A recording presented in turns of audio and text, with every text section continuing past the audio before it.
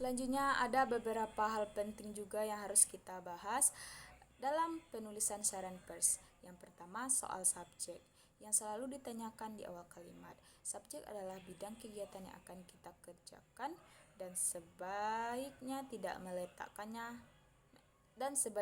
meletakkan nama perusahaan sebagai subjek. Jangan meletakkan nama perusahaan sebagai subjek karena untuk menghindari kesan promosi. Tetapi bila perusahaan memang disorot, ini berbeda. Itu ketika perusahaan disorot atau sedang disorot oleh masyarakat, maka perusahaan menjadi sebagai subjek. Ini menjadi sangat penting malah. Yang kedua adalah paragraf. Paragraf pertama berisi pengumuman secara keseluruhan tentang isi pesan. Jadi paragraf pertama ini akan menentukan tingkat ketertarikan masyarakat terhadap berita kita atau publik untuk membaca berita kita yang kita rilis itu menarik atau tidaknya bagi mereka. Jadi ini yang menentukan. Tujuannya tentu saja untuk memudahkan para pembaca untuk mengetahui rilis atau news yang kita buat, untuk mengetahui ini berita isinya tentang apa sih. Jadi ada di paragraf pertama. Jadi orang tidak susah-susah mencari inti beritanya. Jadi sudah ada di paragraf pertama. Yang kedua penerapan pesan, kegunaan siapa yang menggunakan, dan pihak siapa saja yang bisa menggunakan ini juga merupakan unsur penting lain dari siaran pers. Rincian warna, ukuran, penampilan sangat mempengaruhi mata dan keingintahuan dari masyarakat ketika melihat berita itu muncul di media. Dan sumber di mana produk itu bisa diperoleh, karena kalau terkait dengan produk yang ingin kita publish, maka produk itu nanti bisa diperoleh di mana. Harus ada kejelasan, jangan hanya mengawang-awang tanpa kejelasan sehingga akhirnya lepas. Dan selanjutnya bagaimana berita-berita itu terkait dengan pihak jurnalis. Dari judul berita, tanggal soal lead, soal teras, intro, dan semacamnya itu adalah skenario yang sudah didesain. Jadi lebih banyak kita berurusan dengan jurnalisnya, dengan editornya. Nah, pembuatan siaran pers ini yang perlu dipahami di bagian lainnya, diperlukan data atau fakta yang menarik. Jadi ada unsur menarik di situ. Jangan hanya sekedar data dengan fakta yang biasa saja, tapi betul-betul yang punya daya serap hasrat ingin tahu dari masyarakat. Yang kedua, penyampaiannya yang harusnya sesegera mungkin setelah adanya peristiwa itu terjadi. Jangan ditunda karena nilainya menjadi hilang atau habis ketika berita itu sudah lewat. Harus menjadi redaksi sehingga tidak tertunda beritanya. Kemudian bedanya rilis dengan konferensi pers, berbeda lagi konteksnya. Kalau press release yang kita rilis adalah beritanya tanpa kita harus bertemu langsung dengan para jurnalis. Tapi kalau jumpa pers itu atau konferensi pers itu, maka otomatis kita yang menjadi tokohnya, yang menjadi sumber informasi sebagai komunikatornya, dan para media, para jurnalis kita undang untuk mendengarkan statement atau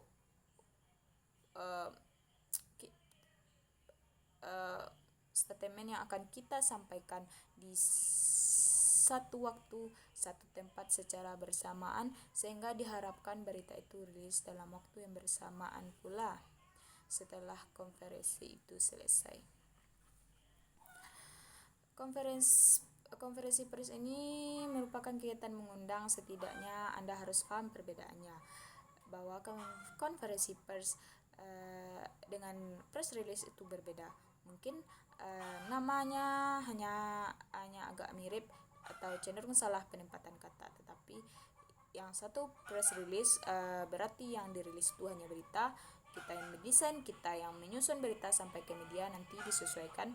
Kalau sekarang konferensi pers yang membuat berita bukan kita hanya menyampaikan statement Tetapi yang menulis adalah seluruh jurnalis yang kita undang. Kita hanya menyampaikan dengan skenario yang tidak sama. Jadi, apa itu kegiatan konferensi pers? Mengundang wartawan untuk dialog bersama dengan materi yang penting yang punya nilai berita yang telah disampaikan secara matang oleh lembaga. Bukan disampaikan tapi disiapkan dengan matang oleh lembaga. Tujuan dari konferensi pers ini adalah yang pertama itu menyebarluaskan informasi positif. Mustahil informasi negatif. Jadi informasi positif tentang orang atau perusahaan atau lembaga.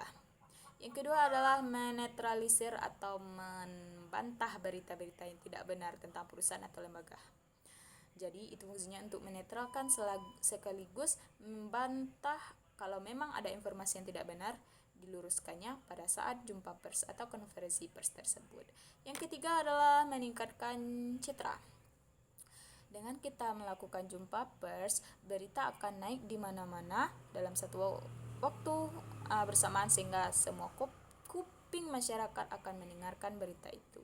Mereka akan membaca berita itu di setiap media. Jadi paling tidak kita mendidik otak dan pikiran masyarakat untuk melihat bahwa beritanya seperti ini, sebenarnya seperti ini, informasi ini positif. Itu tentu saja pelan tapi pasti akan menaikkan citra atau nama baik dari lembaga atau perusahaan kita, karena dapat menunjang pemasaran dan produk atau lembaga kita sendiri. Kemudian yaitu membina hubungan dengan pers. Mau tidak mau mengundang banyak pers, mereka bisa paham dan mengerti hubungan emosional terbangun. Ikatan emosional terbentuk jadi sekaligus tanpa disadari hubungan perusahaan atau lembaga. Hubungan praktisi PR atau humas dengan para jurnalis, dengan media secara umum yang begitu banyaknya tadi kita undang akan terjadi lebih baik. Jadi untuk masa-masa ke depan akan lebih mudah dan lebih luar biasa. Sekarang kita akan memahami bagaimana persiapan konferensi pers dalam prakteknya, dimulai dari konteks kita yang telah disusun dan direncanakan dengan sedemikian rupa. Yang pertama adalah mengirimkan undangan kepada redaksi media minimal itu 3 hari. Etikanya memang 3 hari, tetapi dalam prakteknya 1 hari. Kenapa begitu? Karena berita itu banyak, karena jurnalis perlu atau para wartawan di media itu terbatas, sehingga mereka perlu membagi tugas, belum lagi membagi tugas dengan versi manusianya, dengan versi beritanya juga. Ada berita tentu yang memang ini yang cocok, sementara itu terbatas, sehingga perlu 2, 3 atau 1 hari sebelumnya. Berbeda dengan kondisi berita-berita yang sangat faktual, karena mau tidak mau harus hari itu. Tapi sangat jarang sekali konferensi pers atau siaran pers atau jumpa pers yang hari itu akan beritanya yang hari itu dilakukan beritanya hari itu juga langsung dipublish. Jarang terjadi. Yang kedua adalah kita atau lembaga perlu mencek kembali apakah undangan tersebut diterima.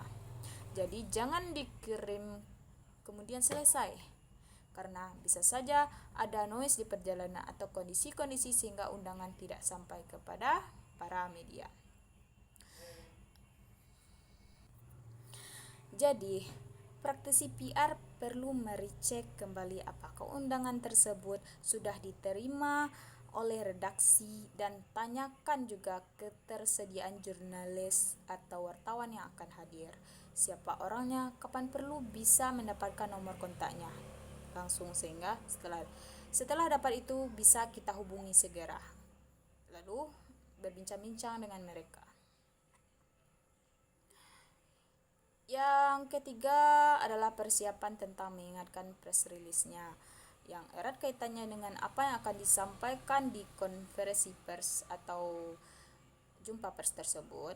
Jadi press release ini yang kemudian dibaca dipahami sebagai produk knowledge oleh orang yang dipilih oleh lembaga apakah itu praktisi PR atau humasnya atau pimpinannya atau memang orang yang dinilai paling kompetitif terkait dengan persoalan tersebut. Jadi harus di leading atau dipimpin dengan press release yang sudah didesain bersama dengan para praktisi PR lembaga atau perusahaan. Yang keempat adalah perusahaan bekerja sama dengan praktisi PR untuk menunjuk juru bicara. Siapa juru bicaranya? Bisa saja berbeda, bisa pimpinan, bisa pengambil kebijakan yang lain. Bisa saja praktisi PR-nya langsung atau orang yang dipandang paling cocok, paling menguasai materi itu, yang paham betul mengenai apa yang akan disampaikan. Persiapan lainnya adalah penyiapan tempat yang sesuai dengan jumlah wartawan. Tempatnya kalau bisa menyenangkan, lebih gampang dicapai dari sisi transportasi apapun, kemudian menampung keseluruhan media. Ingat, media itu tidak hanya orang tetapi juga peralatan-peralatan yang dibawa, sehingga memang perlu kondisi yang luas, kondisi yang terbuka. Kalau indoor berarti lebar, luas dan besar, kalau di luar akan lebih nyaman lagi. Yang keenam, persiapan alat bantu, dan ini yang perlu diperhatikan seperti screen, UHP, mikrofon, pengeras suara, speaker dan lain sebagainya. Apa yang diperlukan memang sudah siap pakai hari itu dan sudah dipastikan sudah berfungsi dengan baik, karena kita akan dikejar oleh jam tayang atau dikejar oleh waktu. Media tidak punya waktu yang panjang untuk mengulang-ulang atau menunggu karena deadline. Berita terkait dengan deadline.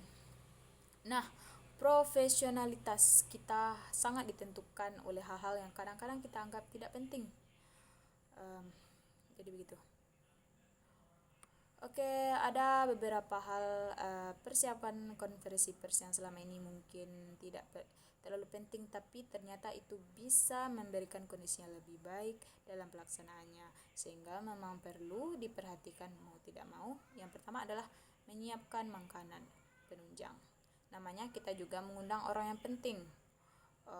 Apabila diperlukan disesuaikan dengan jam acaranya sehingga mereka lebih enak.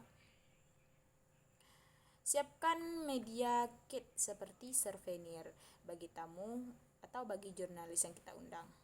Jadi pulang pun mereka merasakan ada keterikatan antara tamu media dengan yang hadir dengan perusahaan, dan kemudian membuat daftar hadir bagi para tamu, khususnya bagi wartawan, sehingga kita punya data khusus yang nanti kita bisa kontak langsung one by one ketika ada kebutuhan tertentu dengan media yang kita anggap paling tepat yang dibutuhkan oleh perusahaan.